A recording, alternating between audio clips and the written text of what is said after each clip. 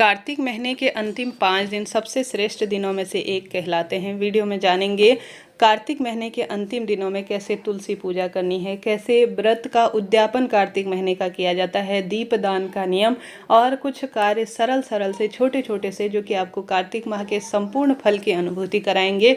यह 5 दिन पंच भीखु स्वरूप में कहे जाते हैं और इन्हें भीष्म पंचक के स्वरूप में भी जाना जाता है। कहा जाता है बाणों की सम्मिया में जब भीष्म पितामह बैठे हुए थे, लेटे हुए थे, तब जो है भगवान श्री कृष्ण ने उन्हें कई तरह से जीवन, मृत्यु, धर्म, अर्थ, काम, मोक्ष और कई तरह के सुंदर उपदेश दिए थे। और यह दिन पितरों को भी सुख प्रदान करने के लिए कहे गए हैं और इन 5 दिवसों के लिए अलग अलग कथाएं भी वर्णित हैं और इन 5 दिनों की महिमा अद्भुत कही गई है, क्योंकि इन 5 दिनों में कई तरह के सुंदर व्रत आते हैं। पूर्णिमा आती है अंतिम दिन, साथ के साथ त्रयोदशी आती है और द्वादशी है, देवउठान एकादशी है। अंतिम 5 दिन अगर इन कार्यों को कर लेते हैं तो आप सभी को पूरे कार्तिक माह का सुख प्रदान हो जाता है। तो आप सभी को उपाय नियम कैसे लेने हैं ध्यान से सुने और अंत तक बने रहिए। सबसे पहले कब से शुरू हो रहे हैं पंचभीखु यह जान लेते हैं।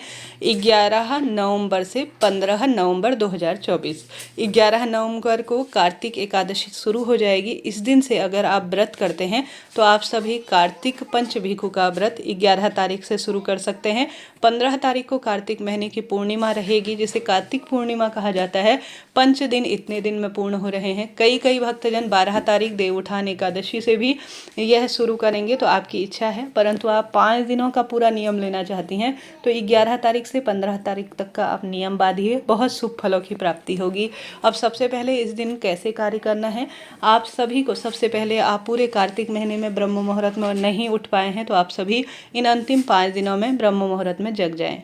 लड़की हो, लड़के हों और जो भी वृद्ध हों, जो करने योग्य है, महिला पुरुष सभी को करना चाहिए। कोई व्यक्ति विशेष इसमें ये नहीं है कि आप ही करें, कोई भी व्यक्ति कर सकता है। प्रभु की भक्ति, भगवान श्री कृष्ण की भक्ति, शालिग्राम जी की भक्ति, श्री नारायण की भक्ति, महादेव की भक्ति के यह दिन माने जाते हैं, क्योंकि इन 5 दिनों में बैकुंठ चतुर्दशी का भी सुंदर दिन आता है।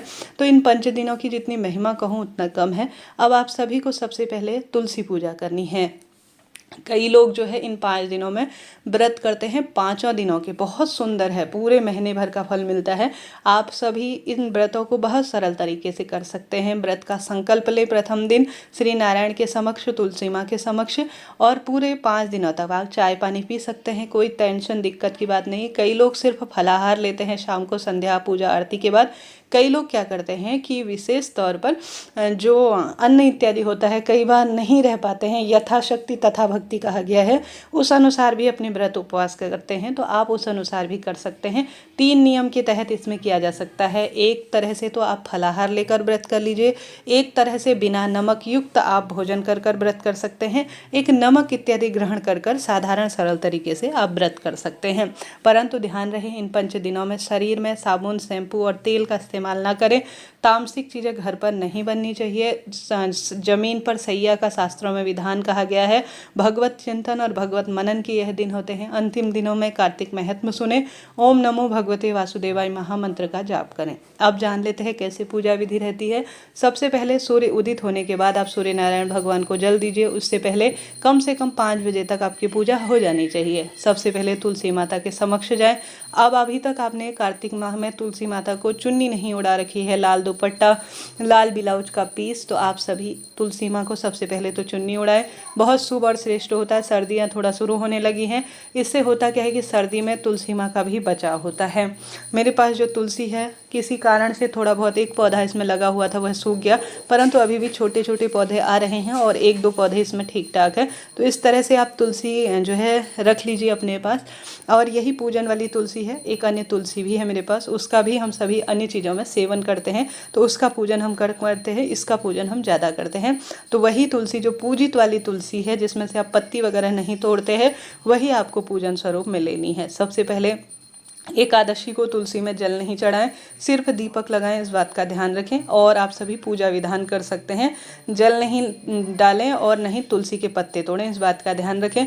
अन्य दिनों आप कच्चा दूध मिलाकर, थोड़ा सा हल्दी मिलाकर ओम नमो भगवते वासुदेवाय या महामंत्र तुलसी माता से जुड़ा हुआ आप कोई भी सरलतम तरीके से तुलसी में कच्चा दूध चढ़ाएं सबसे पहले, उसके बाद जल चढ़ाएं। उसके बाद आप तुलसी में जो सिंदूर होता है वह नहीं चढ़ाया जाता, जो भगवान जी को रोली समर्पित होती है वह समर्पित करें। रोली, चंदन और जो है अक्षत वगैरह समर्पित करें। अक्षत प्रयोग में नहीं लेना चाहते हैं तो काले तिल का प्रयोग करें। एकादशी को चावल प्रयोग में नहीं लिए जाते हैं, इस बात का ध्यान रखते हुए आप कार्य कीजिएगा। उसके बाद आप सभी एक गोल बत्ती का दीपक जो है यहाँ पर प्रज्वलित करें, चाहे तो लंबी बत्ती का भी प्रज्वलित कर सकते हैं, कोई चिंता टेंशन की बात नहीं है। तत्पश्चात आप सभी, अगर आपकी तुलसी माँ के पीछे से घूमने की जगह है तो 7 परिक्रमा कच्चा सूत लेकर तुलसी माँ की लगाएं, नहीं तो 5 परिक्रमा भी लगा सकते हैं। अगर आप सभी जो है आप सभी अगर तुलसी माँ के पीछे खड़े होने की जगह नहीं है तो आप सभी जो है विशेष तौर पर अपने ही स्थान पर प्रदक्षिणा करें और तुलसी में आप कच्चा सूत का लावा समर्पित कर दीजिए। साथ के साथ आप सभी विशेष तौर पर तुलसी की मिट्टी अपने मस्तक पर धारण करें और तुलसी माँ को कोई ना कोई वस्तु का भोग लगाएं। उसके बाद जब दीपक ठंडा हो जाए तो इसे प्रसाद स्वरूप आप घर के सभी सदस्यों में वितरित कर दीजिए। यहाँ पर रखकर आप शालिग्राम जी का भी पूजन कर सकते हैं, लड्डू गोपाल का भी पूजन कर सकते हैं और साथ के साथ आप सभी विधि विधान से यहाँ पर श्री शालिग्राम जी महाराज या श्री नारायण के किसी भी विग्रह स्वरूप का पूजन कर सकते हैं।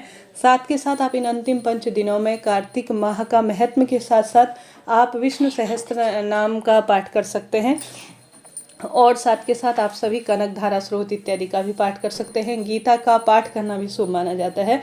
आप पूरे दिन भर में प्रभु का जितना चिंतन हो उतना करें। साथ के साथ कार्तिक महीने में दीपदान की बहुत महत्वता है। सुबह शाम दीपक लगाएं, सिर्फ सुबह जल चढ़ाना है, इस बात का ध्यान रखें। पीपल वृक्ष में दीपदान करें। आंवला, बड़, पीपल, आंवला, शमी, यह जो पवित्र वृक्ष हैं इन पर पूजन करना इन 5 दिनों में और दीपदान करना भाग्य की रेखाओं को प्रबल करता है। आप तुलसी में बचे हुए अंतिम दिनों में 365 बाती का एक दीपक लगा सकते हैं। इसे कैसे बनाया जाता है इसका वीडियो मैंने बता दिया है। आंवला दीपदान कर सकते हैं तुलसी के समक्ष, वह भी शुभ माना जाता है। खूब सुंदर सच्चे भाव सच्चे मन से इन 5 दिनों में पूजन करें। तर्पण इत्यादि इन 5 दिनों में किए जाते हैं। सुंदर स्वरूप में वृक्षारोपण करें और दीपदान करने के साथ साथ अंतिम दिन, कार्तिक माह के अंतिम दिन कैसे उद्यापन किया जाता है ध्यान से सुने। अंतिम दिन आप सभी को ब्राह्मण देवता को घर पर बुलाकर पति पत्नी सहित भोजन कराकर आप सभी को उन्हें गर्म वस्तुओं का दान ज़्यादा से ज़्यादा करना चाहिए। ऐसा करने से पूरे कार्तिक महीने का सुख स्वयं ही मिलना आरंभ हो जाता है। रोग, दोष, कष्ट, संकट, पीड़ाओं से भी मुक्ति मिलना आरंभ हो जाती है। इस तरह से आप सभी को कार्तिक महीने के संपूर्ण पूजा विधान का फल लेना है। कहा जाता है इन अंतिम दिनों में किया गया दीपदान, तुलसी माँ का पूजन, पीपल वृक्ष का पूजन, बड़, आंवला, बेलपत्र वृक्ष का पूजन, महादेव का पूजन, श्री नारायण का पूजन भाग्य की रेखाओं को प्रबल करता है और साल भर के संपूर्ण फलों को प्रदान करता है। झूठ, छल, कपट और ईर्ष्या, द्वेष इत्यादि से पूर्ण रूप से अपना बचाव करें। जितना संभव हो इन 5 दिनों में प्रभु का चिंतन कर दीपदान करें, भाग्य की रेखाएं प्रबल होंगी और ब्रह्मचर्य का पालन करें और बहुत सुंदर तरीके से अंतिम 5 दिनों में आप इस तरह से कार्य करते हैं तो आपको पूरे कार्तिक माह के नियम का फल मिल जाता है। किसी कारण से मासिक धर्म की स्थिति के कारण आपका दीपदान छूट गया है तो इन 5 दिनों में किसी भी दिन 365 बाती का दीपदान करें। किसी भी दिन आप जो है ब्राह्मण भोज करा सकते हैं। अंतिम दिन तो कार्तिक महीने का उद्यापन जो व्यक्ति करेंगे वह करेंगे ही। इस तरह से आपको तुलसी पूजन करना है, दीपदान करना है, खूब सुंदर भाव में प्रभु का चिंतन करें, पितृ सुख पाएंगे और आपको कार्तिक महीने का संपूर्ण फल मिलेगा। कोई भी प्रश्न हो वीडियो से संबंधित आप कमेंट्स में पूछिएगा। आपका अपना चैनल है, सभी सवालों के जवाब आप प्राप्त करेंगे। जय माता दी, हर हर महादेव।